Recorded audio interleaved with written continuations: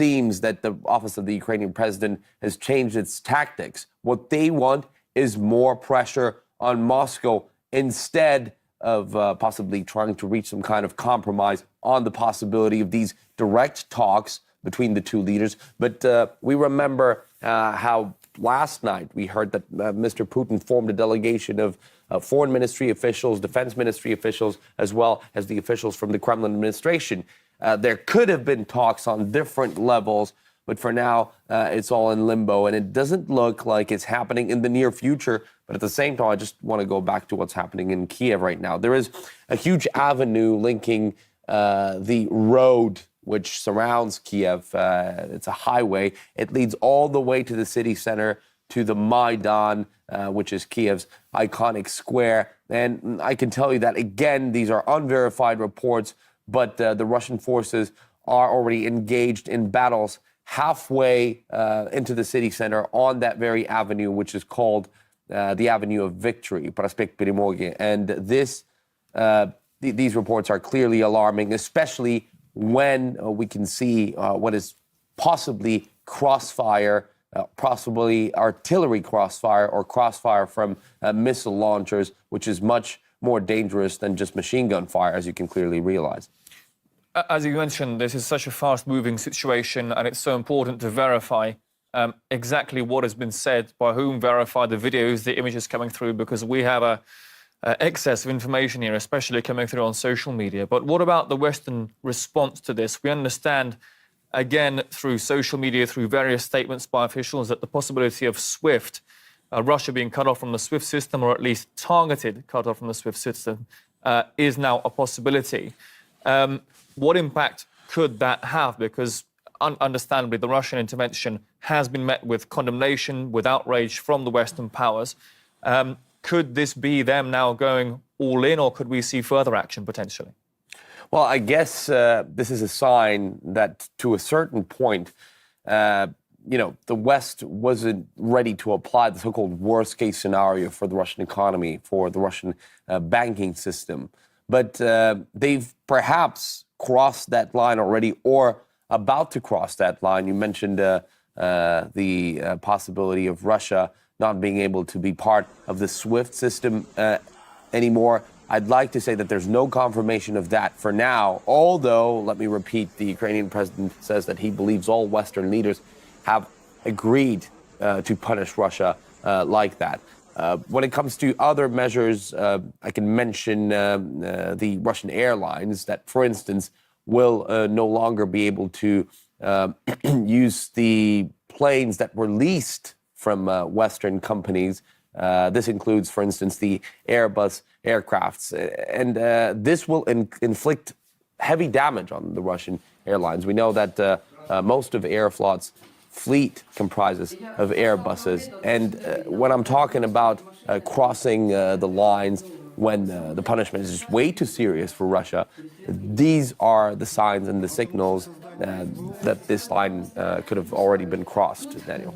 Yeah, indeed. As we said earlier, priority now for violence to cease, for sides to get back to the negotiating table, to stop those casualties that are happening on all sides. Artis Petrenko, we'll get back to you later for more updates. Thanks so much. Well, those are the headlines for this hour. We are working hard to bring you as much information as possible from both sides of this conflict on the ground. Join us again in around 15 minutes for the latest updates.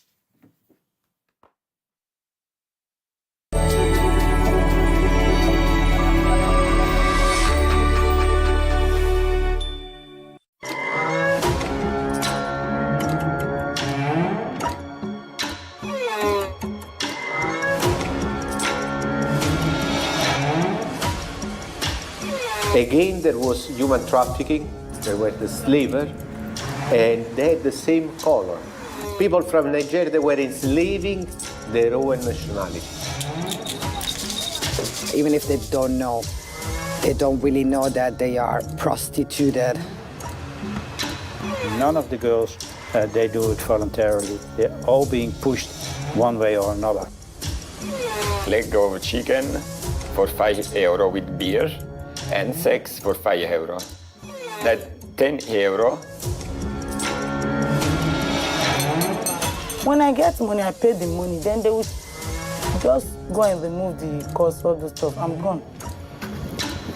The Nigerian girls, they have a different type of contract they sign, and that is that of voodoo.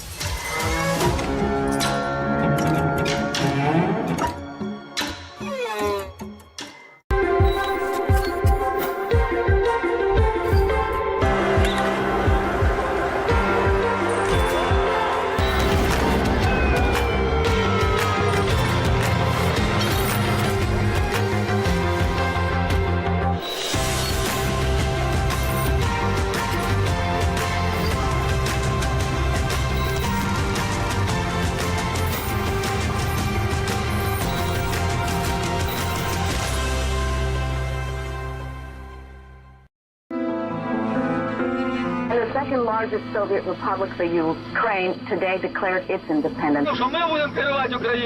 Thousands of Ukrainians jammed the streets of Kiev Monday, celebrating their newfound freedom. President Gorbachev has indicated that he will not stop republics wanting to leave the Union. Because Americans are so free to dream, we feel a special kinship with those who dream of being free. The tension between Russia and the Ukraine relates to more than just politics. The Soviet Union's two most important republics now openly mistrust each other. You and I have witnessed one of the greatest dramas of the 20th century, the historic and revolutionary transformation of a totalitarian dictatorship, the Soviet Union, and the liberation of its peoples.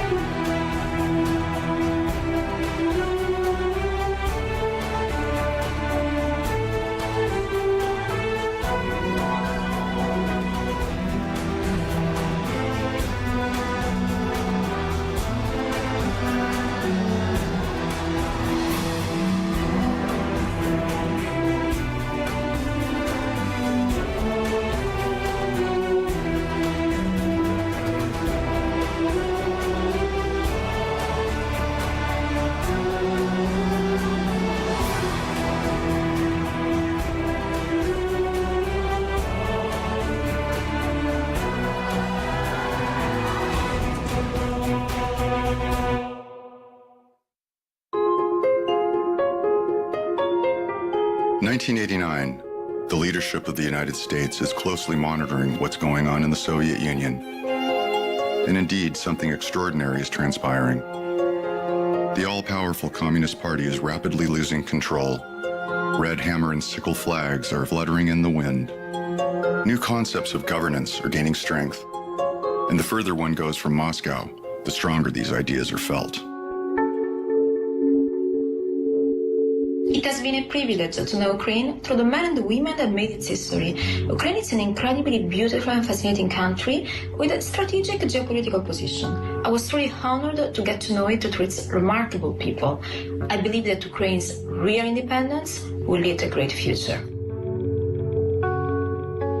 How popular was the idea of Ukraine's independence among the workers, intelligentsia, and high people of your level? Ми, скоріше, були такими технократами, і ми зовсім не думали про політику. Єдине, що нас так трошки, скажімо так, привернуло увагу, це коли нам міська влада доручила демонтувати пам'ятник Леніну на центральній площі міста Києва. Так сталося, що ми його свого часу монтували там, а тепер нам дали команду і письмове рішення міськради про те, що треба його демонтувати. Тоді ми задумалися. Киян ще, це таке цікавило те, що багато людей приїжджало з Західної України. Вони ходили по вулицям, носили жовто-блакитні прапори і співали українських пісень. І це, ви знаєте, це такий створювало такий фон. Якийсь фон, що будуть зміни, і ми відчували, що зміни вже от-от вони будуть. Yekanurov witnessed firsthand these activities of the first non-communist political movement, the People's Movement of Ukraine, a force uniting both supporters of moderate reforms as well as nationalists, and they're openly discussing Ukraine's exit from the USSR. І щоб було сильно, це не була партія, це громадська ініціатива була. І ця громадська ініціатива могла до себе приваблювати людей різних політичних сил. І це великий конструктивний був плюс. How was your reaction when nationalists from the people movements of Ukraine emerged? По-перше, створення народного руху в Україні було підтримано Компартією України. Оскільки рух називався «Народний рух за перебудову». Я був керівником партійного апарату, як перший секретар Компартії. На той час секретар ЦК Кравчук, пізніше він був головою парламенту і президентом, говорив про те, що треба тримати лінію таку, тому що рух в контакті був із Саюдісом, прибалтійськими організаціями, відповідними громадськими організаціями. Його розвиток в Україні не варто допускати. Хоч створювався рух у спілці письменників України, і оця його назва «За перебудову» відповідала нібито засадам програмним партії. Я, відповідно, послухавши керівника ЦК, проводжу нараду свого активу, це більше 200 чоловік, розповідаю про ці речі. Ввечері вмикаю телевізор і дивлюся, той же Кравчук із Іваном Драчем і другими представниками руху говорить протилежні речі. Це, до речі, один із прикладів позиції керівників на той час. І це викликало в суспільстві, знаєте, такі різні думки, різні течії і таке почуття невизначеності. Якщо додати до того, що абсолютно безглузде управління в Москві, то тоді зрозуміло, що суб'єктивні підстави для суверенітету, для виходу країн Республіки з Союзу були вже на той час обумовлені. So since 1986, you have held a different position in the executive branch of Dnipropetrovsk. At which point you started to realize that the idea of separation from the USSR started to take place in people's minds? Хочу сказать, что ощущение, что тогда Украина будет отделяться от Советского Союза, абсолютно не было. Оно появилось гораздо позже. Появился рух уже, начало активное движение. И появился тоже демблок, они соединялись и начали работать против, будем говорить, существующей власти. During this period, Leonid Kravchuk rose to the political foreground. He held the important post of chairman of the parliament of the Supreme Soviet of Soviet Ukraine. Леонид Кравчук представлял старую власть, а большинство было как раз в Верховном Совете именно старой власти. Поэтому если бы он уже начал инициировать декларацию о державном суверенитете, он бы ее не избрали руководителем Верховной Рады. После того, как избрали, там через некоторое время он уже начал дальше двигаться и инициировать ускорение процесса принятия декларации, а потом и голосования за независимость Украины. Leonid Kravchuk was born January 10, 1934. He graduated from the University of Kiev with a degree in political economy. From 1964 to 1989, he climbed the career ladder from that of an ordinary worker to the head of the ideological department of the Central Committee of the Communist Party of Ukraine.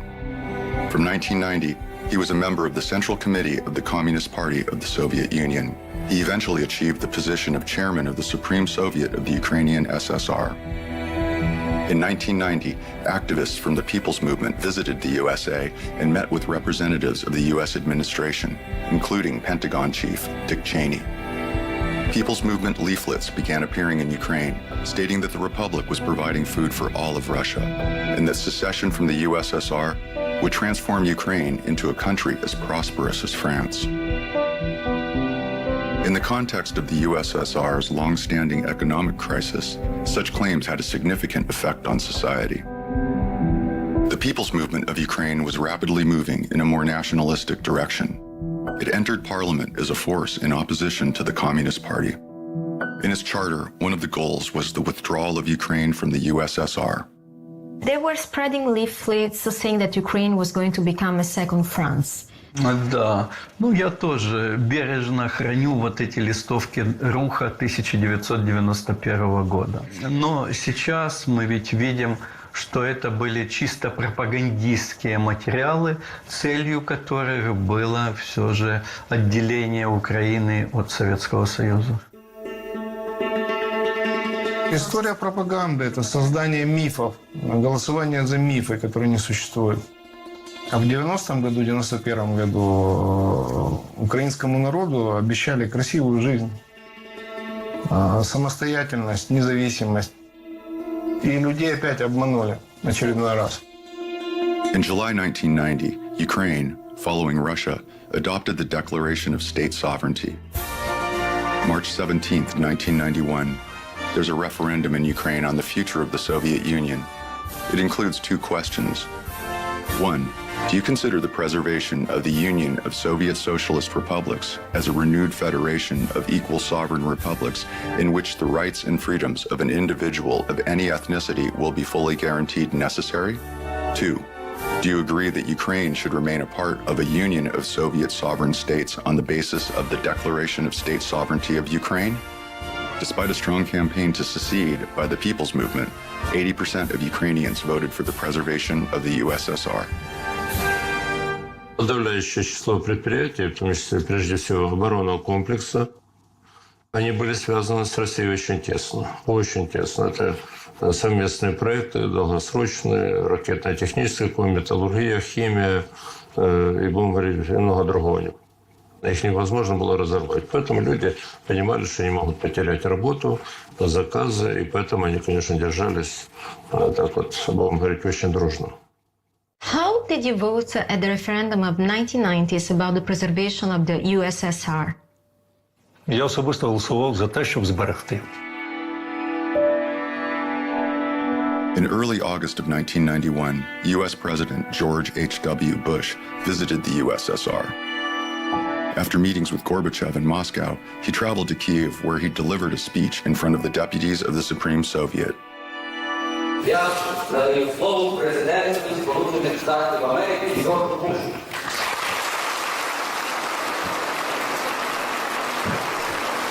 When Americans talk of freedom, we refer to people's ability to live without fear of government intrusion, without fear of harassment by their fellow citizens, without restricting others' freedom. And yet freedom is not the same as independence. Americans will not support those who seek independence in order to replace a far-off tyranny with a local despotism. They will not aid those who promote a suicidal nationalism based upon ethnic hatred. And may I simply say, may God bless the people of Ukraine. Thank you very, very much.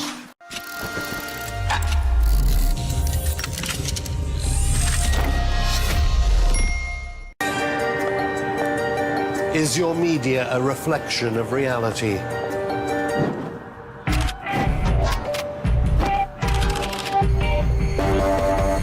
In a world transformed, what will make you feel safer? Isolation or community? Are you going the right way, or are you being led somewhere? Which direction? What is truth? What is fake? In a world corrupted, you need to descend. So join us in the depths, or remain in the shallows.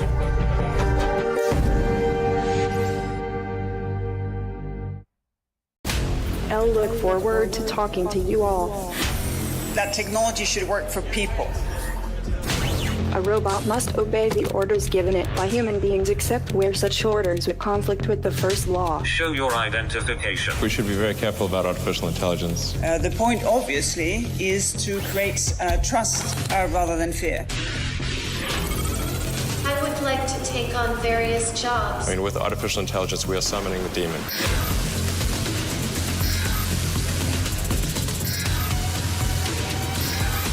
A robot must protect its own existence.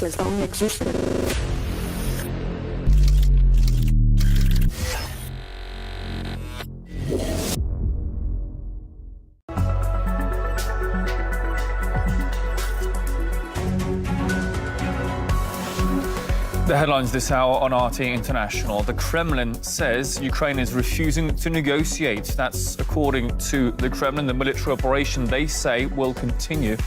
That's as an advisor to Ukraine's president says Kiev is not satisfied with the conditions Russia is offering for peace negotiations. Meanwhile, a source in Russia's defense ministry rejects allegations the military hit a residential tower block in Ukraine's capital. Both sides are blaming each other. Meanwhile, artillery and gunfire is reported in the city. This kindergarten in one of Donetsk's districts is just one of the places that was shelled on Saturday morning. Our correspondent reports from the Donbass conflict zone where a kindergarten has come under fire. Fortunately, there were no civilian casualties. And a Russian cargo ship is intercepted by France in the English Channel. That's after strict sanctions imposed by the EU over Russia's devastating military action in Ukraine.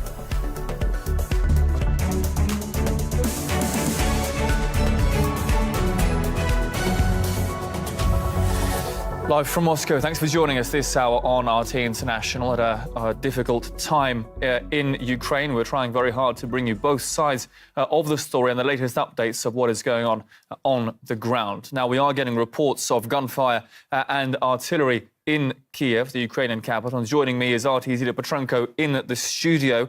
Ilya, I'm sure the images of Russian military forces moving towards the capital have shocked many, not only here, across the world as well.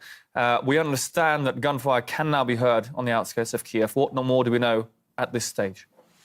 Well, just like last night, the amateur videos of the fighting that's already going on in the residential areas of Kiev, they've begun to appear as it became dark over the Ukrainian capital.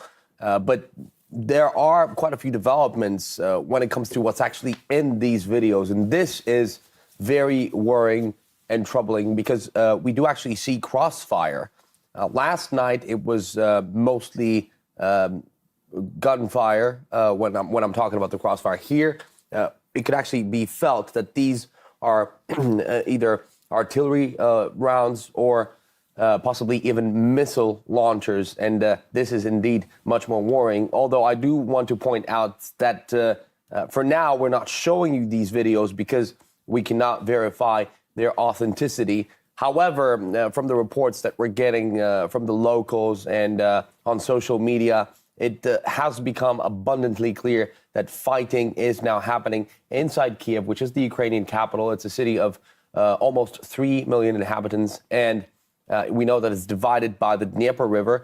The Russians have closed in on the city from the western side. And there's a major road that links the highway that encircles Kiev with the city center. And again, I'm looking at reports on Telegram channels, and I can see that already the Russian forces are halfway through that road. These are only reports. These are the things that we're hearing on social media. We have not received confirmation of that from the Russian military officially, but the situation in Kiev is very difficult. Also, when I look at the maps which show traffic in Kiev, you know how you usually see these green or red lines there? They're almost non-existent anymore because apparently the cars are not out in the streets. Many people, thank God, have left the capital. So definitely from that fighting, the infrastructure, the residential areas as well, unfortunately, will be damaged. But let's hope that there aren't many casualties as a result of this fighting, which is intensifying no matter what, it seems. I think it's evident that no side, no people in either Russia or Ukraine want to see This conflict, indeed, the Russian government is also not interested in a protracted war here, and it's so important that the sides sit down to negotiate, to enter those peace talks, to stop the fighting and stop those casualties that can and will unfortunately rise as that fighting intensifies. Ilya Petrenko will get back to you with more updates later. Well, Russia's military operation is now in its third day. That's as condemnation from many Western states has hit fever pitch. This comes as more explosions are reported in Ukraine's capital, Kiev. Now, these images show what appears to be a missile strike on a residential tower block on the outskirts of the capital. Several floors have been damaged. It's unclear if there are any casualties. Now, according to the Russian Defense Ministry, it was caused by a missile guidance failure in Ukraine's air defense system. That's what the ministry is saying. Kiev, though, is blaming the Russian army. They're saying it was a Russian missile strike. Now, a Russian military expert gave us his views on the tactics employed by the Ukrainian military forces in their defense of Kiev. First of all, the reason is a failure of missile guidance system of Ukrainian anti-missile complex Buk M1. Surely Ukrainian media will represent this case as a Russian attack, but it's a fake. According to the contrail, the track path, and the nature of the damage, we can surely identify it as an anti-missile weapon. It is very difficult to establish serial number, but definitely possible to identify it. The main reason is that the Ukrainian forces are deploying armaments in urban conditions, directly threatening civilians. This is the main problem. Well, in Ukraine's capital, officials are urging residents to take refuge in bomb shelters. Residents are also seeking safety in the city's metro stations.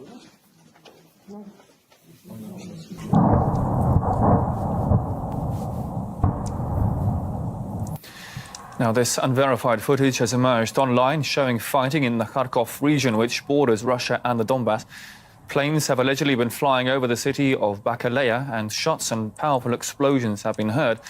Russian forces have reportedly destroyed Ukrainian army warehouses. Now, the Ukrainian president's office says Kiev is not satisfied with the conditions being offered by Russia for ceasefire negotiations. That's after the Kremlin spokesman claimed Ukraine is refusing to hold talks, and Russia will continue what it describes as a special military operation. They stressed once again the Russian army is apparently not targeting any civilian areas. Yesterday, when we were expecting negotiations with the Ukrainian leadership, the Russian president ordered a suspension of the Russian armed forces advance. But as the Ukrainian side has refused to negotiate, the advance of the main Russian forces resumed this afternoon in accordance with the plan of the operation. Ukraine, of course, did not refuse negotiations. But that's about negotiations, which, by the way, have not yet taken place. Ukraine and President Zelensky categorically renounce any unacceptable conditions or ultimatums from the Russian side. Now, the sound of shelling has also been heard across the whole of Ukraine, namely in the city of Donetsk in the east of the country. RT's Roman Kosyrev tells us more about what's been going on there. Well, about 7 p.m. local time, we heard really loud sounds of artillery here in Donetsk, and from the reports that we're getting from the officials here, those were 152 millimeter howitzers, or they said it could be multiple rocket launch systems that were shelled at Donetsk a little bit earlier. Now, this happened near the airport, about 6 kilometers from where I'm standing right now. As the result, at the moment, municipal transport, public transportation has been halted in the area, and emergency services are on the scene trying to figure out the result of what had happened. Now, earlier on Saturday in Donetsk, at least 3 private residences have also been damaged as shelling continued here in the city. Now, no reports about casualties about what happened earlier on Saturday evening, but over the last 48 hours, there were at least 7 civilians killed in Lugansk and Donetsk as the result of the Ukrainian shelling. Of course, scores were injured as the result as well. Now, civilian infrastructure on the outskirts of Donetsk had been damaged, and as a result, thousands of people are now without electricity or without access to any water. Now, several buildings in Donetsk had been damaged on Friday as well, going on Saturday morning. Now, one of those buildings was a kindergarten. Thankfully, there were no people there at the time of the shelling, but nevertheless, the kindergarten was heavily damaged. All the windows were blown out, and I visited that place a little bit earlier on Saturday, and this is the footage that I came back with. This kindergarten in one of Donetsk districts is just one of the places that was shelled on Saturday morning. You can see shattered glass all around me. Pieces that fell off the building. At least 32 windows here had been shattered. And this is the place of impact, if you can point the camera this way. Right next to the kindergarten. Thankfully, it was done overnight. No kids were here, no teachers, so nobody was hurt. But you can take a look all around me. This is a heavily populated residential area. There are people living in each and every one of these houses. And I can see absolutely no military positions here at all, but the front line is located not very far away from here. But this place in Donetsk is being shelled throughout the 8 years since this conflict existed. Roman Kosrev, RT, Donetsk. Now, according to Donetsk Republic officials, local militia groups have taken control of settlements around the city of Nikolaevka. These are images from the region. They also claim to have taken 2 territories on the way to Mariupol, as well as nearby roads. The Russian Defense Ministry says Ukrainian nationalist fighters are using truck-mounted mortars. The nationalist battalions use so-called Bandera cars, which have increased off-road capability and are equipped with large-caliber small arms or mortars. Let me remind you that this tactic is used by international terrorists in Syria. Well, let's look at some more of the latest pictures from the Donetsk People's Republics.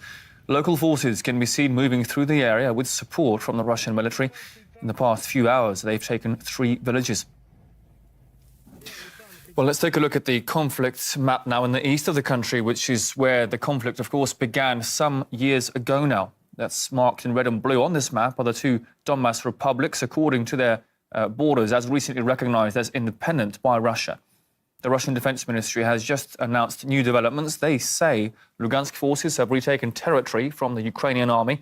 That's around 46 kilometers beyond what was the contact line. Donetsk forces have advanced by 10 kilometers. Meanwhile, the ministry has released the following video.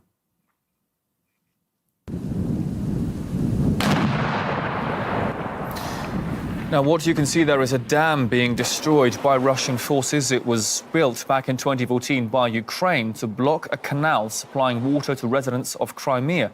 That's right after the region became a part of Russia. Now, people in Crimea had suffered severe water shortages ever since then. The Russian ministry says supplies will now be restored in full.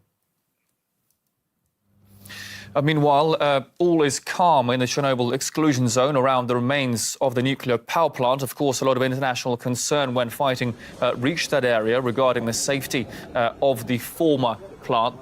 2 days ago, it was taken under control of Russian forces. Now, both Russian troops and Ukrainian forces are jointly keeping it secure, as you can see there on the video. The facility's safety personnel continue to serve there, and the radioactivity levels are reported to be normal. Meanwhile, the Russian President Vladimir Putin is alleging Ukrainian radical nationalists in the army are putting civilian lives at risk by deploying heavy weapons in its densely populated areas. Ukrainian radical nationalists are deploying heavy weapons, including multiple launch rocket systems, right in the central areas of large cities, including Kiev and Kharkov. They plan to provoke a response from Russian strike systems on residential areas. In fact, they act in the same way as terrorists do. They hide the truth in the hope of blaming Russia. It is reliably known that this is happening under the direction of foreign consultants, primarily Americans. Well, here on the first image, you can see a verified photo of a Ukrainian artillery squad in battle position in the middle of a residential area. A Russian Defense Ministry spokesman claims the Russian side will not be drawn into provocations and will not engage heavy weaponry inside cities. Meanwhile, Ukrainian authorities have scrapped age limits for army entry and also banned all men between 18 and 60 from leaving the country.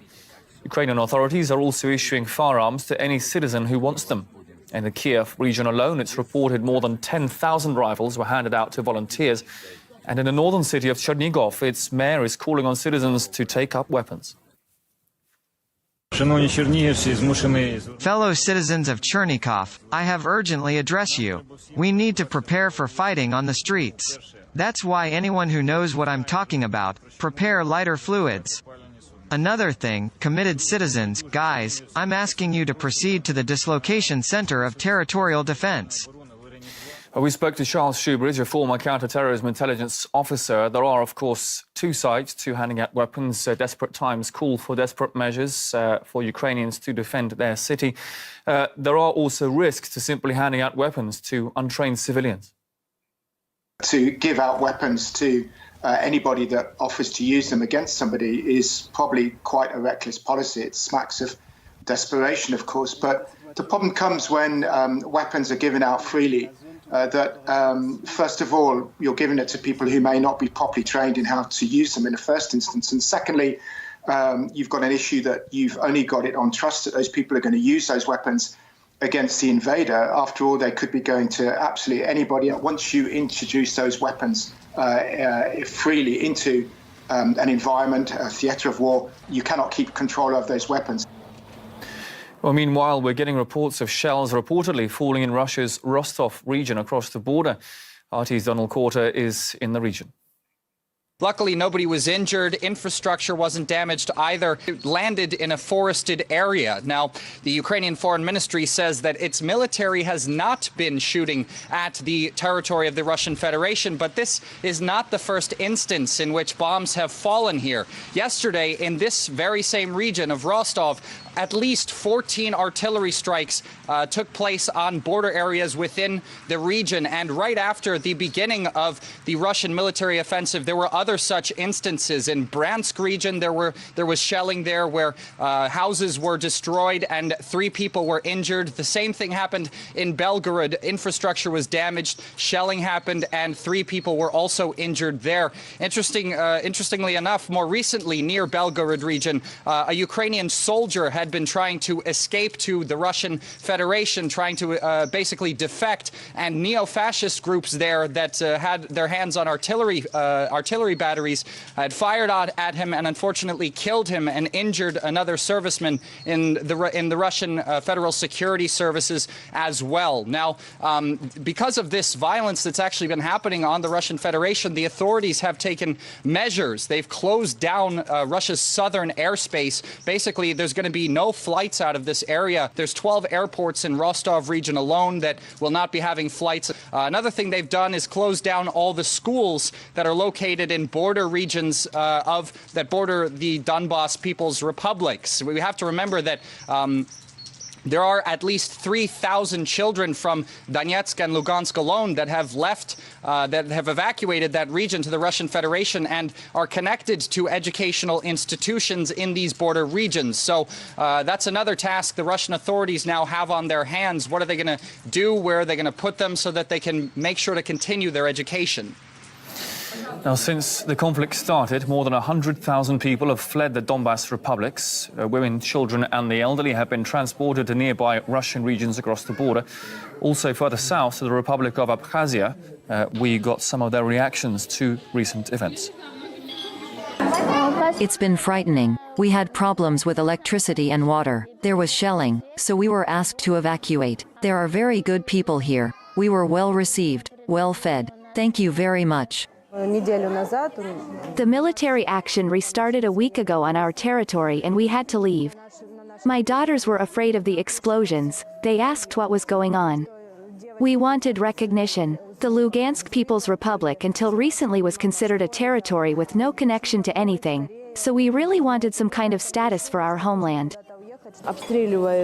Of course, the contact lines are being shelled heavily. So my husband quickly got us ready in 2 hours and we were sent to Abkhazia. It was more terrifying than in 2014. More shelling, more destruction, maybe they have more anger after Putin recognized us. We've been waiting for this for a long time. Now, in other headlines, France says it's intercepted a Russian vessel in the English Channel, reportedly on suspicion of sanctions violations. This comes after the EU hit Russia with a fresh raft of punitive measures over its military action in Ukraine. Charlotte Dubinsky has more. This cargo ship was seized at around 7 a.m. local time here on Saturday in France. It's a cargo ship called the Baltic Leader, and it is apparently on a list of companies that have been sanctioned by the US as a result of that Russian military action in Ukraine. Now, we understand that originally the cargo ship was pulled over by the French officials because they wanted to check documentation. However, it then emerged that it is on that sanctions list, and as a result, the boat was seized and taken to Boulogne-sur-Mer, which is the largest port here in France, just down the road from Calais, its better-known cousin. 19 crew on board. We understand that they have been allowed to disembark from the cargo ship, and they are allowed to move around freely. Now, the Russian embassy here in Paris has sent a note to the government requesting more information, and it says it will do all it can to protect the rights of those sailors on board the 19. Now, for the moment, we don't understand, or we're not aware of what cargo that ship may have been carrying, but we do understand that the reason it was pulled over is because this ship belongs to PSB Leasing, which apparently is on the US sanctions list. Now, for the moment, the cargo, if there is any cargo, and the vessel itself have been seized, and the future of that will be determined now by a French court. Meanwhile, a number of countries have closed their airspace to Russian airlines over the Ukraine crisis, among them the UK, the Czech Republic, Poland and Baltic states as well. Moscow has responded with what it calls tit-for-tat measures. Now, multiple states have agreed to further tighten the sanctions pressure on Moscow after talks in Brussels in response to Russia's military action in Ukraine. Paula Sleer has the latest. Well, they're certainly spelling out in some kind of spiral. They are growing, with the UK imposing harsh sanctions on Russia. They've now imposed an extra travel ban in terms of not only Russian aircraft not being allowed to land here, but also private jets. At the same time, VTB Bank, the second largest state-owned bank, and a number of other Russian banks have also been sanctioned. The UK is no longer accepting visa applications from Ukrainians who are stuck in that country unless they have close family here in the UK. And the Belarus ambassador to London has been summoned and told that new members of the ruling elite are also to be sanctioned for supporting Russia's military moves. The opposition leader has said that more sanctions are necessary, as one of the members of parliament from his party has started receiving death threats for criticizing and speaking out against NATO expansion. The Prime Minister, Boris Johnson, earlier recorded a Twitter video in which he called for an end to what he has termed a crisis. It was also an opportunity for him to show off his knowledge of the Russian and Ukrainian languages. Putin's actions are leading to complete isolation for Russia, shunned by the rest of the international community, hit by immense economic sanctions, and facing a needless and bloody war that is already costing countless lives, from innocent Ukrainians to your Russian soldiers who will never see their families again. And to my Russian friends, я не верю, что эта война от вашего имени. This crisis, this tragedy, can and must come to an end. Тому що світу потрібна вільна та суверенна Україна. Slava Ukraini. Now, the European Union also says that it is imposing harsh sanctions, that these, it says, will cripple the Russian economy. They include sanctions on individuals, state-owned companies, and key sectors of the Russian economy.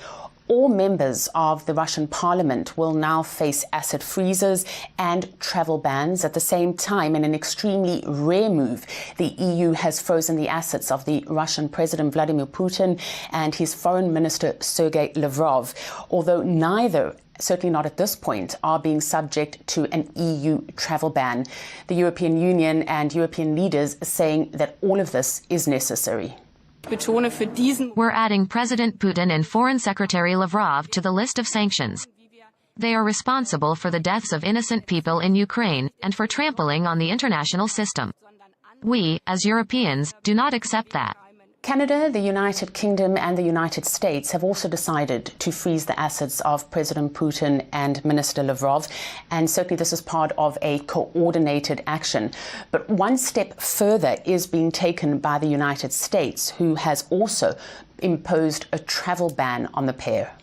Following a telephone conversation President Biden held with European Commission President Ursula von der Leyen, and in alignment with the decision by our European allies, the United States will join them in sanctioning President Putin and Foreign Minister Lavrov and members of the Russian National Security Team. These sanctions are expected to trickle down and affect ordinary Russians. Certainly here in the UK and elsewhere in Europe, Russians are wondering what impact it will have on them and on their families back home. Economist Richard Wolff claims that barring Russia from the SWIFT banking system would cause huge financial problems across the world.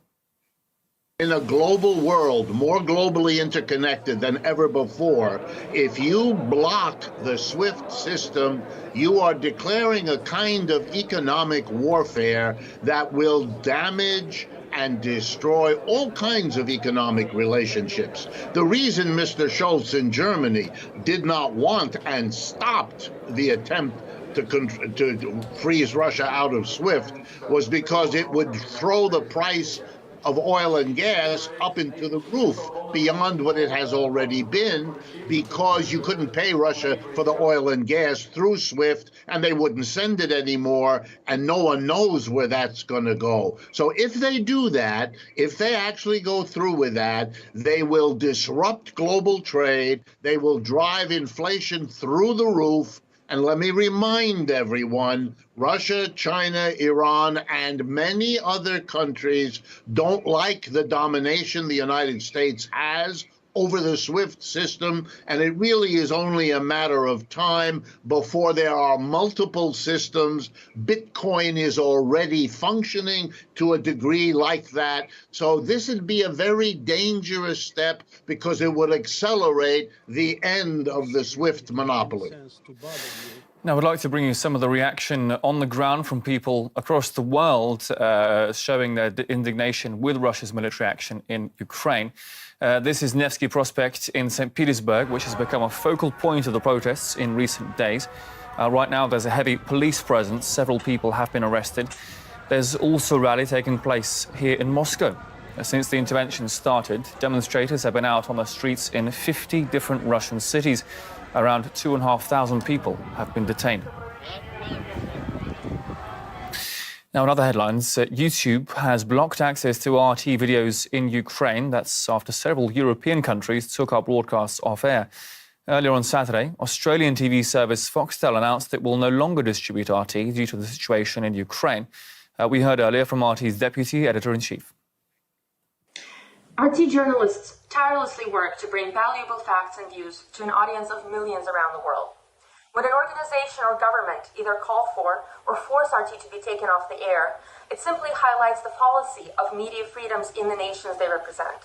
Just look at the Association of European Journalists, who, on the one hand, self-righteously declare themselves as defenders of journalistic rights, yet so readily turn their back on this very founding principle to support the suppression of news and journalists under political pressure.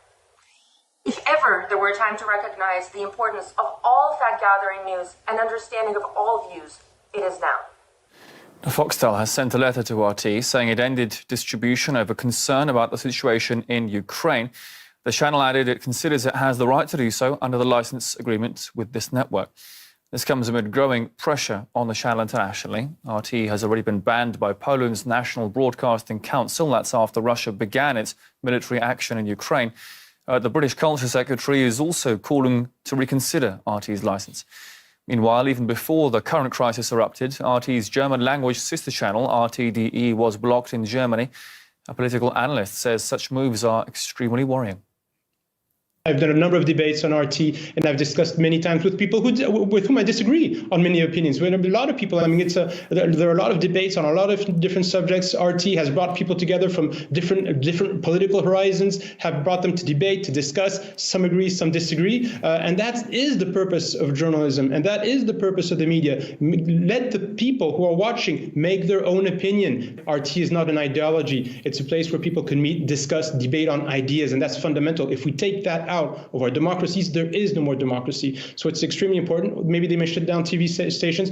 We'll have to find something on the internet. If the internet is closed down, we'll have to find something else. It will be tough. These times are extremely tough now. I don't know if they will get better, but we have to continue the fight for free speech. Everybody is entitled to free speech. Aren't our democracies based on that? Isn't that what we're taught? Isn't that what's written in our constitutions? We've got to fight for the right for free speech, and that means we have access to all the media, and let the people choose what is right and what is wrong. Well, those are the headlines for this hour. Join us in 30 minutes for the latest updates on all our top stories, including, of course, the difficult situation on the ground in Ukraine. We are working hard to verify all sides of the story, all information we are getting in to bring you the full picture. Join us again then.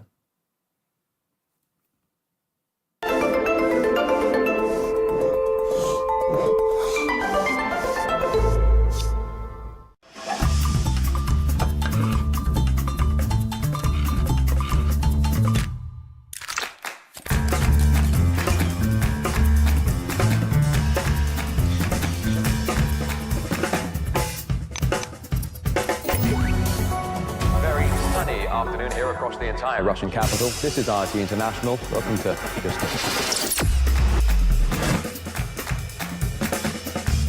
A new wave of angry street protests.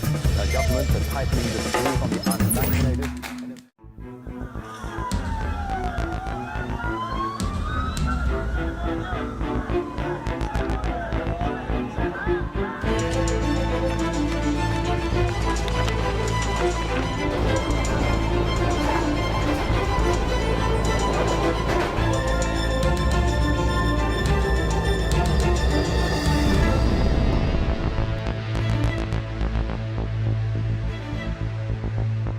I'm Afshin Ratansi. We're going underground on Ukraine's day of resistance to occupation of the Autonomous Republic of Crimea in the city of Sevastopol.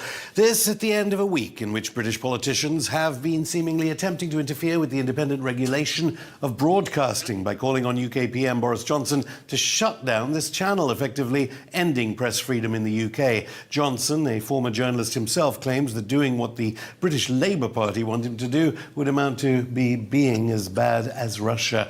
With NATO nations and the EU condemning Russian President Vladimir Putin for authorizing what Russia calls a special military operation against Ukraine after Antony Blinken cancelled his meeting with Russian Foreign Minister counterpart Sergei Lavrov, NATO nation media is talking about a whole new era in geopolitics, let alone nuclear weapon use. Here on RT and at Going Underground, we seek to question more as well as provide viewers with all sides of any debate. We have been reaching out to pro-Ukrainians to hear their side of the Ukraine invasion, but in the current climate, many do not want to come on to talk to us. We'd like, therefore, to extend an invite to any Ukrainian journalists or politicians watching now to come on the show and give your side of the story. But joining me now from Moscow is Natalia Narashevskaya, the former vice chairman of the International Affairs Committee in the Russian Duma. Thanks so much, Natalia, for coming on. Not sure how much British media you're watching. I know you're appearing on it sometimes. As you might know, NATO nation media has been broadcasting views that Vladimir Putin has gone mad, and Boris Johnson has called on the Russian people to overthrow what he says is a dictator. Well, the language, of course, of modern Western elite leaves much to be, desired, because even in the 19th century, the notes to declare wars began with much more gentlemanly vocabulary. Well, I believe that mad people have expected, after the dismemberment of the Soviet Union, that such huge geopolitical entity as was the historical Russian state, which grew in centuries and came to equilibrium with outer world in centuries, would just be drafted as 15 new states, and everything would be stable, etc. So this futile and obsolete paradigm of democracy versus totalitarianism could, for them, explain everything. But what about my poor Ukraine? Why poor? Because the graves of my ancestors lie in Chernigov region, and my grandfather was, before revolution, director of a college in Chernigov, and my grandfather was a priest, Orthodox priest, in St. Michael Church in Chernigov region. So you understand how painful it is all for me. But Ukraine was composed of a very differing and even conflicting huge population parts. That's history. And Vladimir Putin, in his address to the nation, explained it, not to say that we should not recognize the state, but to explain why it had to explode.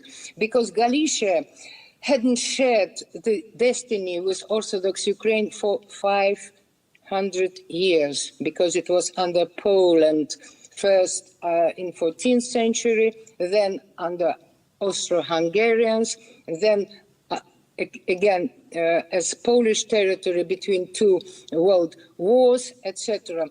It hates Russians, goddamn Muscovites.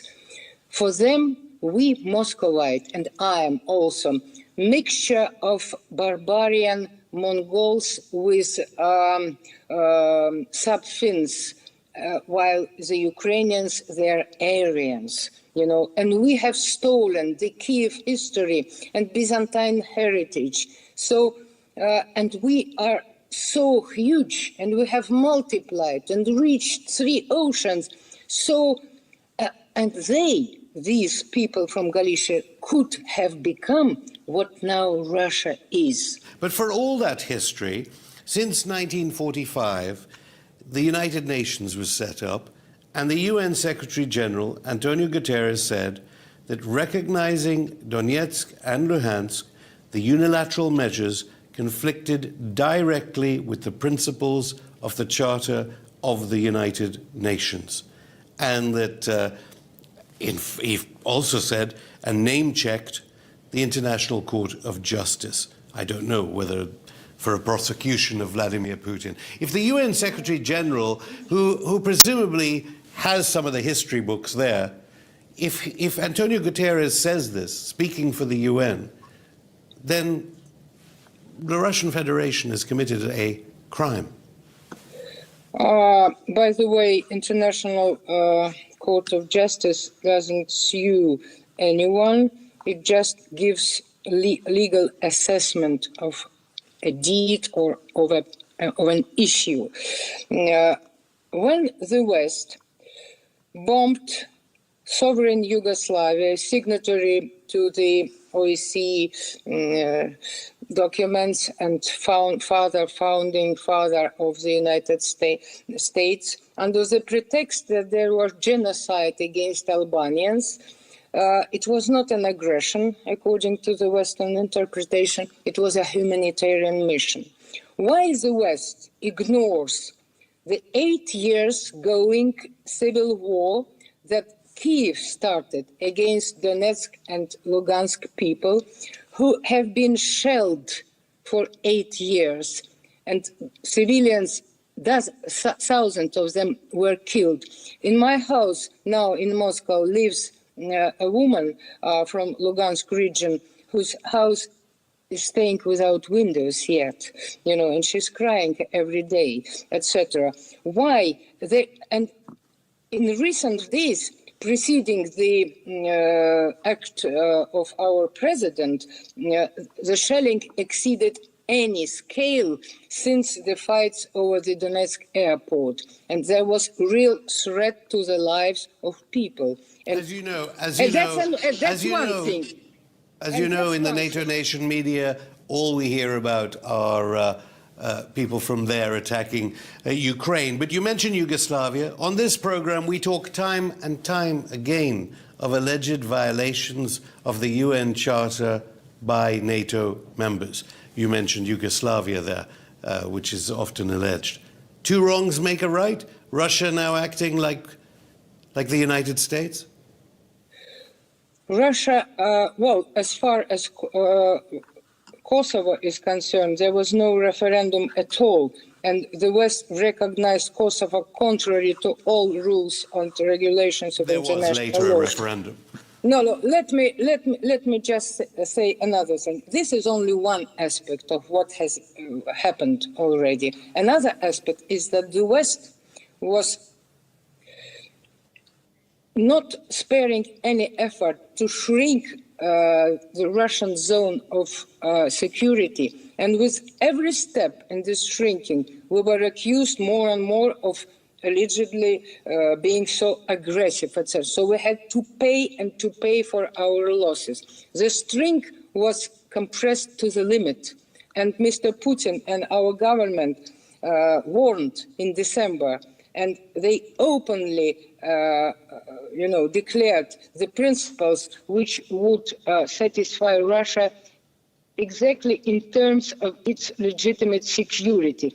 Just imagine if Mexico is becoming very anti-American in government, and Russia starts supplying it with, Soviet Union starts supplying it with arms, with prospects for Mexico to enter the Warsaw Pact.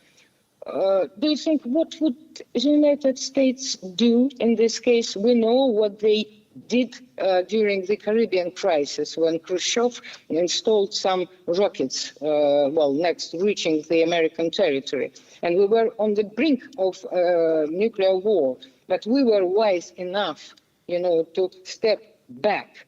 So the string is compressed to the limit. It can only unclench. And that if we have to pay, that's my own opinion, I am not a state functioner. I'm just an expert. And besides my past as member of parliament, first of all, I am a historian. I'm from the family of renowned historians who studied international relations from 18th to 20th century. Okay, arguably, we have to pay. If we pay, it's better to pay for gains and not for losses. Well, arguably, the United States interfered with the Mexican Revolution in a very different way, and obviously did occupy territory. But then why did Vladimir Putin say he wasn't going to invade? And what were all the Russian drills, military drills, that occurred in Belarus and in Russia beforehand, while Russian even the foreign minister, Sergei Lavrov, all assuring everyone there would be no invasion?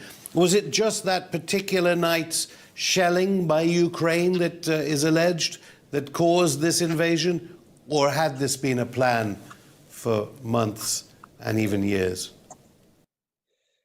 Russia was believing and understanding and seeing that obviously the West to have a pretext not to, the United States, of course, and maybe also Britain, because Europe has no voice. It's faded so much in terms of ideas, concepts, etc. So, it's a real Untergang des Abendlandes, according to Oswald Spengler.